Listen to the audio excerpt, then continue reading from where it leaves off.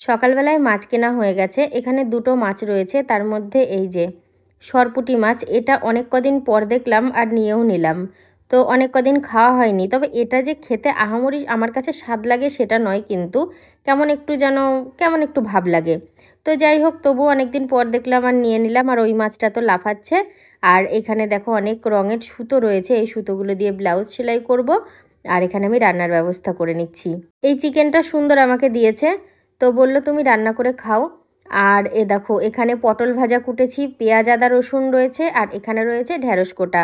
পটল ভাজা ঢ্যাঁড়স ভাজা হবে, আর পেঁয়াজ আদা রসুনটা তো মাছের জন্য আর মাংসের জন্য একটু আছে। আর মাছে নুন হলুদ মাখিয়ে রেখেছি। আর ওইখানে হাঁড়িতে ভাত বসানো, আর এখানে একে একে আমি সবজি কুটছি। আর প্রত্যেক দিনের মতো বাবা আমার কাছে বসে রয়েছে। চিকেন স্যুপ বানাবো সেই ব্যবস্থাও আমাকে দিয়েছে। আজকে বাপি বাজারে গিয়েছিল, ওই জন্য সমস্ত রকম জিনিস মিশিয়ে গুছিয়ে এনেছে। ক্যামেরার ওপরে তো আমি তোমাদের সাথে গল্প করছি, আর দেখো এই পিঠে কতজন রয়েছে। বাপি আনাগোনা করছে, সুন্দর রয়েছে, প্রকাশ রয়েছে। আর প্রকাশের প্রথম প্রশ্ন হলো বাড়িতে এসেই আমাকে রান্না করতে দেখলে, আজকে কি রান্না মামি, কি রান্না করছো? তারপর সুন্দরের কাছে গিয়ে ওকে জিজ্ঞাসা করবে ওর কি রান্না। এটা ওর প্রত্যেক দিনের সিস্টেম, একই রুটিন। আগে যখন আমাদের এই পুরনো ঘরটায় ছিলাম, অনেক বছর আগে একবার স্যুপ বানিয়েছিলাম, মনে আছে। আবার অনেক কদিন পর আমি চিকেনটা নিচ্ছিলাম না, দিয়ে সুন্দর আমাকে মজা করে বলল চিকেনের স্যুপ বানিয়ে খাও। তো আমি ভাবলাম ঠিক আছে, ও মজা করে বললেও কথাটা কিন্তু খারাপ নয়। তো যেমন কথা তেমন কাজ। আর বলো না গো, এই রান্নাটা করে সাংঘাতিক বিপদে পড়েছি। বাপি তো এসে নানান রকম কথা বলছে, কিপটে, তারপরে এরকম কেন কালার হয়ে রয়েছে। ও আসলে তেলে ঝালে ঝোলে সবসময় খায়, তো ওর এটা একদম মনের মতো হচ্ছে না। স্যুপটা খেতে গেলে তোমার পাইপ লাগবে তো। পাইপ আনতে যথেষ্ট অপদস্থ করছে আমাকে, সবাই অপদস্থ করছে। চামচে উঠবে না বৌদি, ছড়িয়ে যাবে। ওর থেকে পাইপে ভালো হবে। এর বউ শুধু একে তেল দিয়ে ঝাল আর কষা খাইয়ে খাইয়ে আর মানে স্যুপের ধারে কাছে যাচ্ছে না।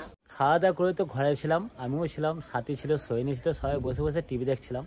তা আমি দেখলাম একটু বাইরে যাই, বাইরেতে গিয়ে একটু বন্ধুদের সাথে গল্প করি, আমার একটু ভালো লাগবে। এসে দেখি আকাশে প্রচণ্ড হারে মেঘ করেছে, হাওয়াও দিচ্ছে। সাথী যখন দুপুরবেলা রান্না করছে আজকে, তখন কি বলছিল জানো তো, বললো ওকে না একটু সেলুনে যাও, সেলুনে গিয়ে সেপ টেপ করে আসো, দাড়িগোনা কাটিয়াও, চুল দাড়িগোনা কাটিয়ে আসো। আলাম না, আজকে তো আমি প্রথম কথা যাবো না, মঙ্গলবার।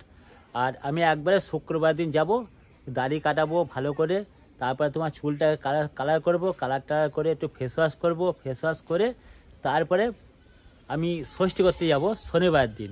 দিয়ে তো ইন্দাসে হাসতে হাসতে বলছে কিনা যে তোমার এই ব্যাপার নাকি। হ্যাঁ, নাহলে তো একটু চিংড়া দেবো কী করে। তা যাই হোক, এখন ডাকতে এসছে, সৈনির মামি ডাকছে বললো, তা এখন দেখে কি শোনায়। আজ আমরা ম্যাচিং এ দেখো, দেখেছো দুজনাই আমরা ম্যাচ করে পড়েছি। চলো এখন কিছু দরকার আছে সেটা সারবো। চলো, ভিডিও দেখলেই বুঝতে পারবে যে কি দরকারে বেরোচ্ছি। ভিডিও তো করছিলাম, ওটা সব থেকে বড় দরকার, যার জন্য মাথায় ফুল টুল লাগানো। তো এখন যাই, একটু দরকারটা সেরে আসি বাইরে থেকে। এসেও আবার ভিডিও আছে করব। বৃষ্টি হচ্ছিল, যাক বৃষ্টিটা থামলো, তবুও ভালো লাগছে। কোথায় গেলে?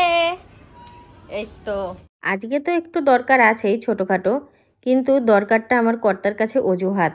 মানে যেদিনই বেরোনো না হয় তার পরের দিনই ওর মনে হয় কি আমরা অনেক কদিন বেরোইনি। ও আমাকে নিয়ে একটু ঘুরতে ভালোবাসে, একটু চায়ের দোকানে গিয়ে চা খাওয়াতে ভালোবাসে, নিজেও খায়। কিংবা আমাকে ফুচকা খাওয়ালো, ফুচকা তো নিজে খায় না। তো যদি দুটো দিন না বেরোনো হয়, মনে হয় কি অনেক দিন বেরোনো হয়নি। গত মঙ্গলবারে আসতে পারিনি ওয়েদার খারাপের জন্য, আর তার আগের মঙ্গলবারে গিয়েছিলাম মেলায়, বাবা বুড়োরাজের মেলায়। তো সেই কারণেও আসা হয়নি, সন্ধে হয়ে গেছিলো একদম।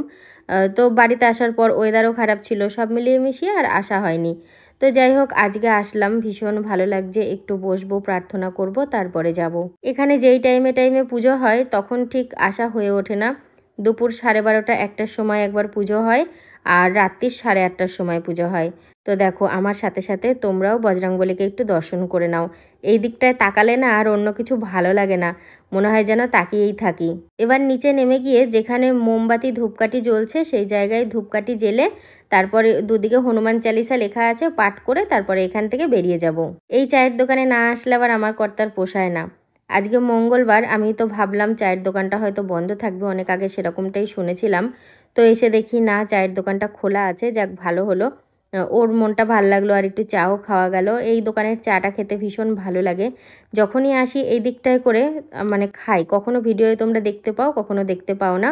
আর তার সাথে দেখেছো আকাশটা কত সুন্দর হয়ে এসেছে। এখনও সন্ধ্যের অন্ধকার সেইভাবেও ঘন হয়ে আসেনি। তো চা খেয়ে আমরা চলে গিয়েছি আর একটু ঘুরুবেড়ু করতে। কারণ যেখানে চা খেতে গিয়েছি তার কাছে পিঠেই 8 ফুট কি বলছি 80 ফুট মহাদেব। তো কি বলো তো, কাছে চলে এসেছি, তো ভাবলাম একটুখানি এক পাক ঘুরে যাই। তো সেই কারণে এই জায়গাটায় আসলাম। বেশ সুন্দর জায়গা, আর অল্প কয়েকবার ভিডিওতে শেয়ার করেছি। তো আজকে যখন আসলাম ভাবলাম তোমাদেরকে একটু দেখাই। জামাই ষষ্ঠী তো প্রায় চলেই আসলো, তবে কি বলো তো, এবারকার জামাই ষষ্ঠীটা একটু অন্যরকম হবে। তোমরা ভিডিও দেখলে বুঝতে পারবে, কারণ এবার মাসি নিমন্ত্রণ করেছে। তো ওই জন্য দূরে যাব, সালারে মাসির বাড়ি। আর এখানে দেখো কাঁসা পেতলের দোকানে এসেছি, তার একটাই কারণ ষষ্ঠীর কেনাকাটা করতে। আমার কর্তা বলল যদি শাশুড়ি মায়েদের শাড়ি দিই তাহলে কি হবে, তারা অনেক দিন পর পর পরবে, ব্যবহার কম হবে। আর যদি কাঁসার থালা দিই তারা প্রত্যেক দিন ভাত খাবে আর ব্যবহারও করবে। তো আমি বললাম ঠিক আছে চলো, বুদ্ধিটা খারাপ না। তো সেই কারণে কাঁসা পেতলের দোকানে এসে একটা আমার মায়ের জন্য, একটা মাসির জন্য থালা নিয়েছি, আর তার সাথে সাথে একটা বাপির জন্যও থালা নিয়েছি। ও প্রত্যেক দিন ভাত খাবে, ও তো বাড়ির জামাই। তো সেই কারণে আমি 3টে থালা এখান থেকে নিয়ে নিচ্ছি। তবে আজকে দোকানে এসে অবাক হয়ে গেছি গো। আজ থেকে মনে হয় বছর 1.5-2 আগে একটা কাঁসার জিনিস কিনতে এসেছিলাম, তখন যা দাম ছিল তার প্রায় ডবল হয়ে গেছে। এখন কাঁসার কেজি শুনছি 1750 টাকা, আর তখন কাঁসা কিনেছিলাম 1100 কত টাকা দিয়ে যেন। তাহলে বলো কতটা দাম বেড়ে গেছে কত অল্প সময়ে। ষষ্ঠীতে এখনও 2-4 দিন দেরি আছে, তাই আমি যেন সময় গুনছি, দিন গুনছি, কবে যাব এটাই হয়। শুধু আমার মনের মধ্যে না, যারা ষষ্ঠীতে বাপের বাড়ি যাবে তাদেরই মনে এরকম একটা আনন্দ কাজ করছে। আর কি বলো তো, ষষ্ঠীতে আমাদের বাড়ি গেলে ওখানে আমি তো একা, আমার কোনো ভাই বোন নেই। আর মাসির বাড়ি গেলে ওখানে আমার 2টো বোন আছে, খুব আনন্দ হয়। এমনি যখন যাই তখন অনেক আনন্দ হয়, তোমরা ভিডিও দেখে বুঝতে পারো। ওখানে গিয়ে যেন আমার 2টো ডানা এক্সট্রা মেলে যায়। তো যাই হোক, ওই জন্য আমি আরও এবার যেন বেশি খুশি ষষ্ঠীতে যাওয়ার জন্য। থালা কেনা হয়ে গেছে, এবার ভাবলাম লক্ষ্মী ঠাকুরের জন্য পান কলা এগুলো নিয়ে নিই, তাহলে আর প্রত্যেক সপ্তাহে নিতে হবে না। কিন্তু কলাগুলো দেখে একটু সমস্যা হয়ে গেল, সাইজে বড়। কিন্তু আমার তো জায়গাটাও ছোট, আবার ঘরটাও অনেক ছোট, পানও লাগবে ছোট। তো সেই কারণে দেখে আবার ফেরত দিয়ে দিলাম, নেওয়া হলো না। দেখি পরে আবার যখন আসবো ছোট ছোট দেখে সব কিছু কিনে নেব। এখন আপাতত এই 3টে থালাই নেওয়া যাক। আজকে কিন্তু তেমন কিছু খাইনি, শুধু চাই খেয়েছি। আর ওই চাটা না খেলে আগে পরে আর কিছু খেতে ইচ্ছা করে না, পেটটা যেন কেমন হয়ে থাকে। বাড়িতে চলে আসলাম। এখন কটা মতো বাজে? আর একটা ফোন তোমার কাছে আছে তো? একটা ফোন আমার কাছে ছিল, 2টো ফোন নিয়ে যাই। হ্যাঁ তো আছে, এগুলো কাজের জিনিস, এগুলো ঠিক রাখতে হবে না। 7টা 47 বাজে। তো সেই দুপুর থেকে টুকটুক করে রেডি হচ্ছিলাম, ঘরের অবস্থা খুব খারাপ হয়েছিল। আর যেই কাজটা আমাকে করতে হবে বসে বসে, সেই কাজটা হলো এই যে নতুন যে ব্লাউজগুলো সেলাই করা হয়েছে, কালকে সেলাই করে নিয়ে এসেছি, সেই ব্লাউজের ছুঁচ সুতো দিয়ে হুকের ঘরগুলো শক্ত করে সেলাই করব। তাহলে ব্লাউজ ছিঁড়ে যাবে কিন্তু ব্লাউজের হুক ছিঁড়বে না। কারণ অনেক সময় অনেকের ক্ষেত্রেই এটা হয়, আমার ক্ষেত্রেও হয়, নতুন ব্লাউজ কিন্তু হুক ছিঁড়ে যায়। এটা আমি খুব মানে কি বলবো, অধৈর্যের সাথে না, একদম ধৈর্যের সাথে সেলাই করি, যাতে অনেকদিন টেকসই হয়। আর আমার কর্তা দাঁড়িয়ে দাঁড়িয়ে কিছু একটা অপেক্ষা করছে, মানে বাইরে যাওয়া, তাই তো? বাইরে যাবো জামা প্যান্ট আনতে।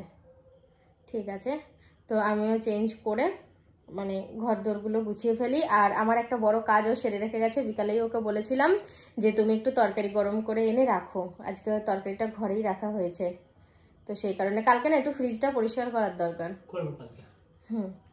ফ্রিজ পরিষ্কার করে লেবু কেটে দিয়ে রাখবো, একদম ফ্রেশ হয়ে থাকবে। আমাকে তোমরা কমেন্টের মাধ্যমে জানিয়েছিলে যে লেবু কেটে ফ্রিজ চালিয়ে রাখলে ফ্রিজের দুর্গন্ধ চলে যায়। সত্যি তাই, আমি সেরকমটাই করি।